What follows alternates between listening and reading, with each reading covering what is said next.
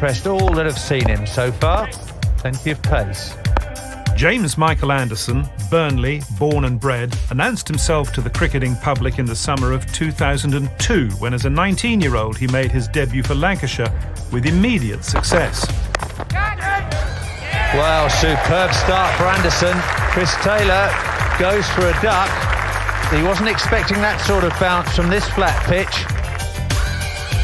Bob Willis wasn't the only one who was impressed with Anderson's ability to swing the ball at genuine pace, and that winter, despite having only played 5 one-day games, he was summoned from the academy to join up with England for a one-day series against Australia and Sri Lanka in preparation for the 2003 World Cup.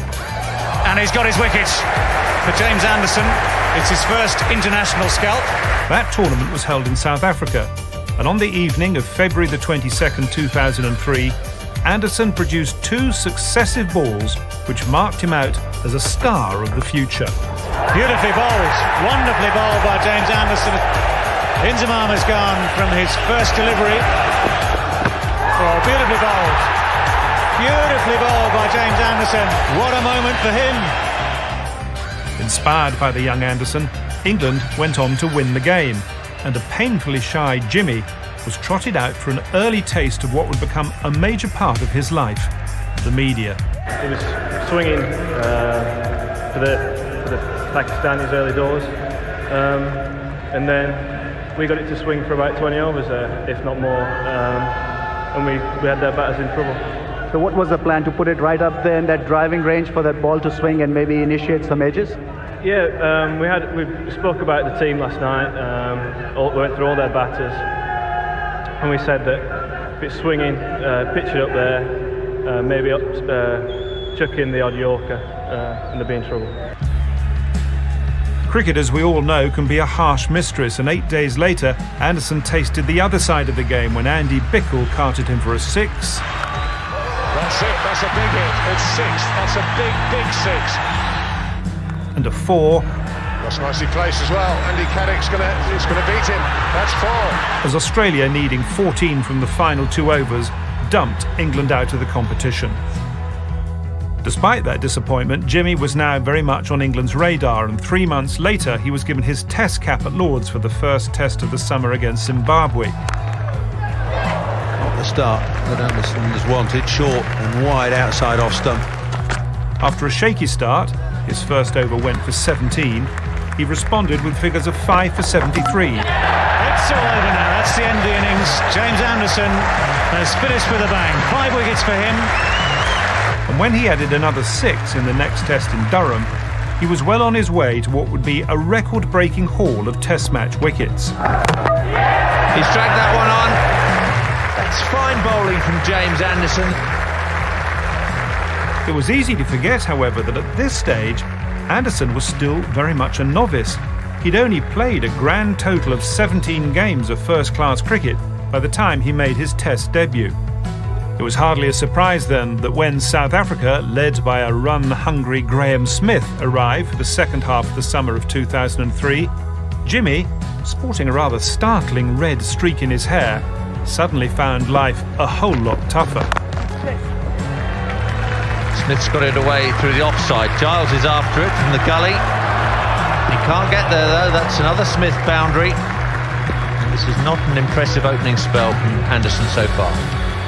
Anderson's arrival in the England Test side coincided with the appointment of Troy Cooley as England's bowling coach.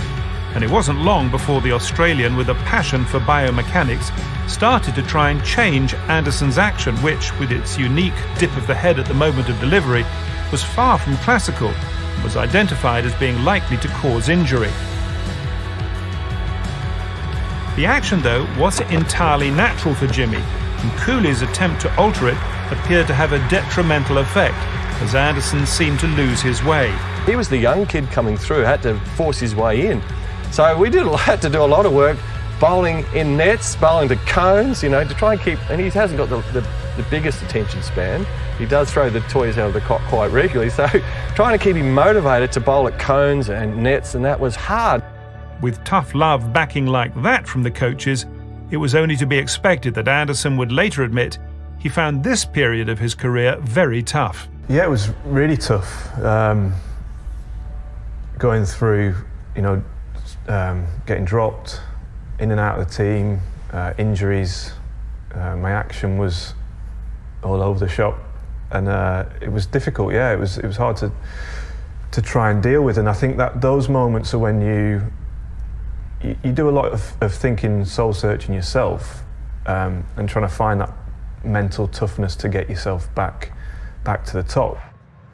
Despite his impressive start, Anderson was now way down the pecking order when it came to England's seam bowling options.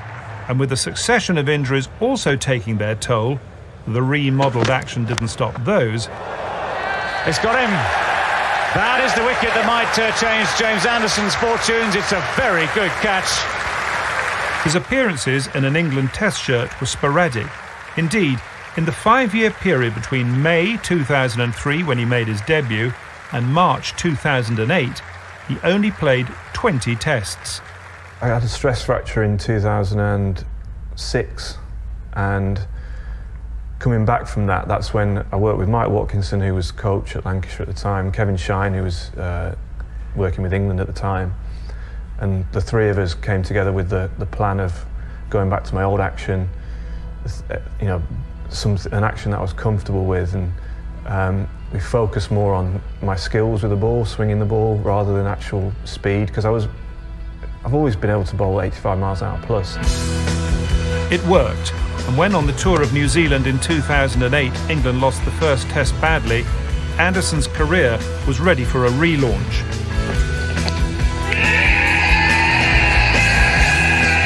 Hoggard and Harmison were left out, and Anderson and another young bowler by the name of Stuart Broad were given the chance of extended runs in the side.